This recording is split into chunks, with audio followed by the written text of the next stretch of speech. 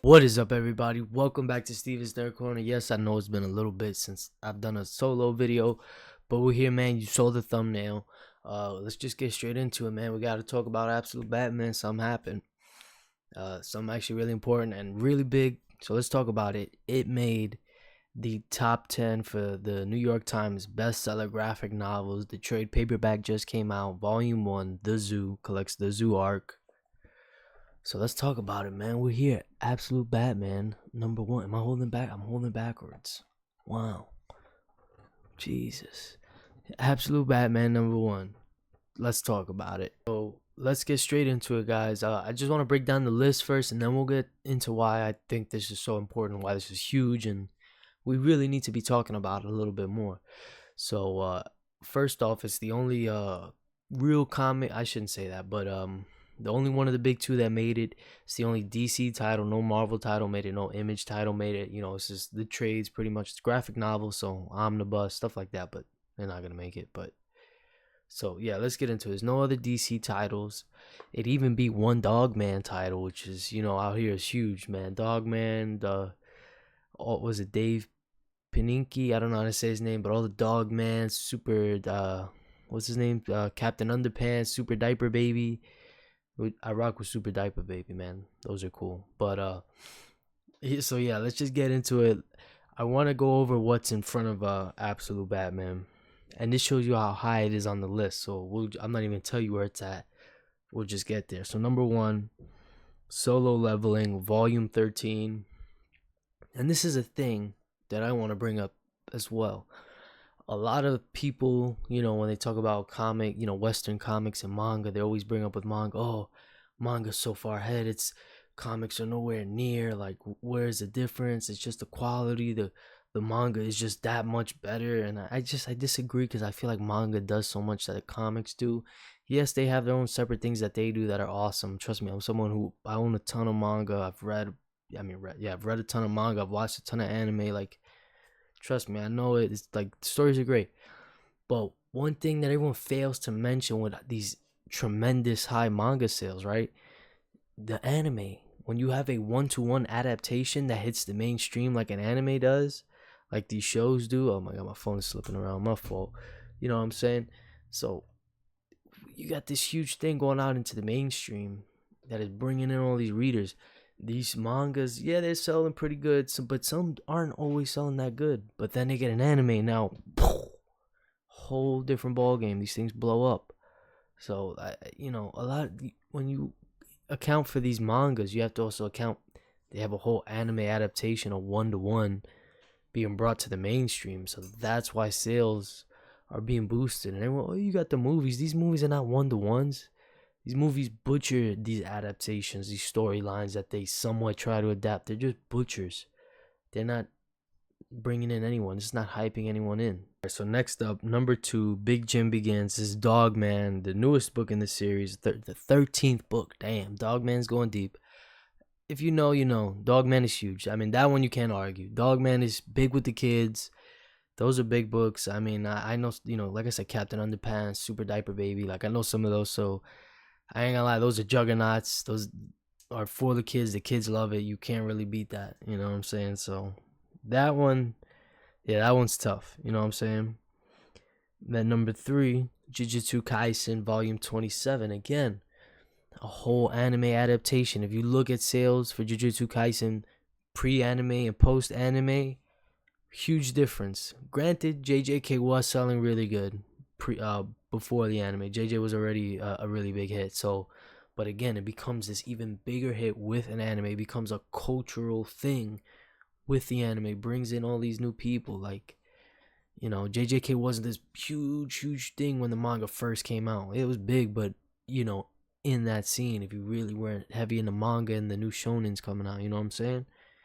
So I'm gonna try not to do that too many times. Number 4, The Adventures of Super Diaper Baby. Again, you can't really fight those books. Captain Underpants, Dogman, Super Diaper Baby. I actually like Super Diaper Baby. I read that back in the day, so no complaints there. I rock with that one. I like that one a lot.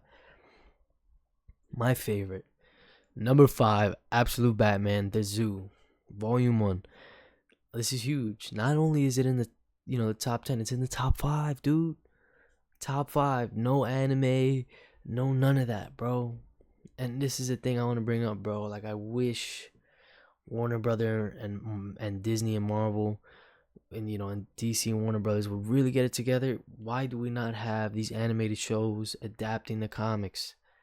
This day and age, right? If it's so expensive to get these the comics are getting canceled, crazy. It's like that for Shonen Jump in Japan with these mangas. A ton of mangas get canceled, trust me, by big creators. If they're not big, they're not big, but the big ones we can make even bigger and maybe even help sustain some of the struggling books by doing these. Like, you literally have your own streaming services. Why isn't there a Batman animated series, a Superman animated series, Wonder Woman, Flash, a whole Justice League adapting comics on HBO Max? That's easy. Are you telling me right now you drop a Batman animated series adapting Absolute Batman? That wouldn't be huge? You wouldn't see sales as great as they are right now double, triple? Like, come on. Like, that's what I don't understand. Like, I understand it's a big undertaking, but you can produce one animated show. You produce plenty of flops throughout the year. Both companies lose money on a ton of stuff. When you have something that's already proven, like, that's what I understand. If it's selling a $5, look at the books. It's selling books. It's gonna sell on the streaming service, dude. A 1-to-1. Like, if you do it right, the story's good. That's what I understand. This is all storytelling, just mediums and platforms. If the story's good in this medium, it's gonna transfer over. And even more so with comics to animated. Like, that's literally the closest you can get. It's not live action. That's why animes are animes. Mangas go to anime. The mangas don't go to live action straight away. Why? Because it just doesn't work. The mangas, as creative, crazy as they are, only animation can really capture that. And the same goes with comics. When you do all this crazy stuff, the Dark Side War, they got the Omega King and all this nonsense. Like, I mean, I shouldn't say nonsense, but all this craziness is crazy, right? You can't do that live action. Like, I mean, yeah, you could, but how's it gonna look? The CG, like, there's so many things that really pull you out of it. But the animation, it's almost like 1-to-1. You can really immerse yourself just like the book.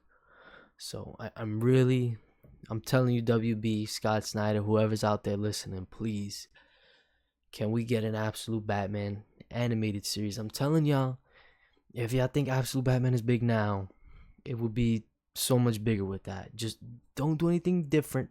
A 1-to-1. Look at Invincible. Look, we're finally getting it now. Invincible's one that, for the most part, been pretty 1-to-1. Yes, there's been changes, but very minimal, slight changes. Nothing crazy. Like, what? Like, they're not ripping out, killing characters in different sections, doing all this. Like, everything's pretty 1-to-1, and the changes they have done so far have been for the betterment of the show. So look at that. But I also get, maybe they want to wait for it to end, because that is a problem with animes and manga. The manga gets caught up, but a seasonal animated show, come on. I wonder how maybe they would adapt. How many issues would they adapt an episode, and how that would all format itself. But they would figure that out. Can't be that hard. But dude, that's such a layup. Animated Absolute Batman, it's gonna be huge. Books are gonna sell more. The anime is gonna get bigger, and they all both gonna feed each other like anime and manga does. Look at JJK. It's above you, right? That's why. It's got this tremendous anime done well, not a cheaply thrown together animated series that's loosely adapted. No, 1-to-1, quality adaptations. That's what we need. Let's continue with this list a little bit more, because I want to show you what Absolute Batman beat out, because there's some big books on here. This is my point. If it's already doing this without the show, I mean, come on. But so number 6, the Scarlet Shredder. This Dogman, the Scarlet Shredder. So look, it beat out a Dogman. It's possible, man. Look, you beat him out. Like, you're getting there. I mean, you're not beating all of them out, but you beat out one of them. You're getting there, man. That seemed like an impossible task a few years ago. You know what I'm saying? So look, I mean, that's a big one. Next up, number 7, Spy X Family Volume 14. That has an anime. You see, like, this is big stuff. Also, another thing, it's Batman. Batman by himself, a regular Batman animated series will sell, but something comic fans will tune into, you're bringing new, like, come on, man. You got this. It's Batman. But again, let's, another one, number 8, Dandadan, Volume 14. That has an anime. Dandadan, I gotta get caught up on. I'm but slacking on that. That one I like. But, you know, these are all none of these books are bad. That's also one thing I want to say. Just because Batman beat all these other books or whatever doesn't make these books any less or worse. You know, good, dope series, all of them. But I'm just trying to get across the point that, you know, we can go so much higher. And I honestly believe that this isn't even the peak for Absolute Batman. Nolan Scott, and I mean the high that DC's on. Hopefully WB doesn't get bought out again. I know Paramount's looking to buy him. I think that can mess things up. But if they could just keep on with this, I mean, Nick Dragotta and Scott, they've been killing it. This book is amazing. Honestly, I don't see the. I just, like I said, we're not even at the peak yet, in my opinion. We're not even at the peak yet. I think we're gonna go higher and higher.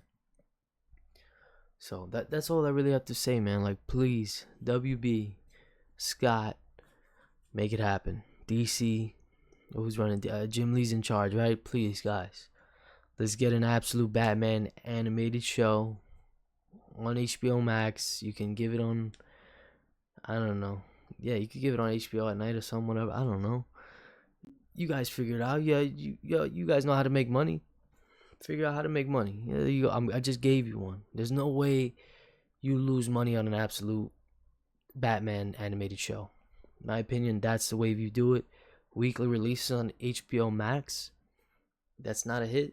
Come on, guys. Come on, guys. You know I'm right. Yeah, guys, but I think that's going to do it for this one. I hope you enjoyed my little ramble. I was just really excited. This is really huge, guys. They made the top 5. Scott Snyder, Nick Dragotta, Absolute Batman. This is huge stuff. Shout out those guys for making a tremendous book. I love their books. You know, well, all the Absolute titles have been really dope. So I hope they keep on keeping on. You know, they've been doing such a great job. You know, so like I said, I think we're still gonna go up from here, guys, for real. But I think that's gonna do it for the video. Like I said, appreciate y'all for tuning in for me, rambling, ranting, and raving, whatever I guess you could say. So this is a good video, though. Happy video. So, like I always say, I appreciate y'all for tuning in. Peace.